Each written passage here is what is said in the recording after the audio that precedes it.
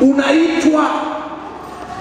Lakini jambo la pili, ukiacha kuitwa, jambo la pili ni Mungu kufanya kazi pamoja na wale wampendao. Kumbe ukishaitwa kuna Mungu kufanya kazi pamoja na wewe. Na tunaposema Mungu kufanya kazi pamoja na wewe, ndo kuna uhusiano ama kuna kuhusishwa na Roho Mtakatifu. Maana unafanya huduma, lakini hiyo huduma ndani yake inakuwa na msukumo wa kiungu.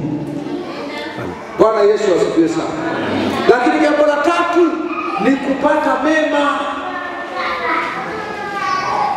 Kumbe kila anayemtumikia Mungu ana haki ya kupata mema.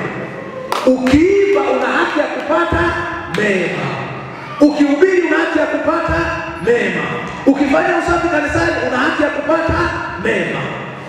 Mema ni matokeo ya watu kuchagua kumtumikia Mungu.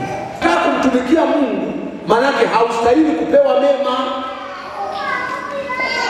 Mema ni yapi? Mema ni ndoa nzuri. Mema ni watoto wazuri. Mema ni afya njema. Mema ni fedha. Mema ni heshima. Mema ni mavazi. Mema ni nyumba. Hayo yote kwa ujumla yake yanatengeneza mema. Bwana asifiwe sana. Asiyefanya kazi asile. Bwana asifiwe sana.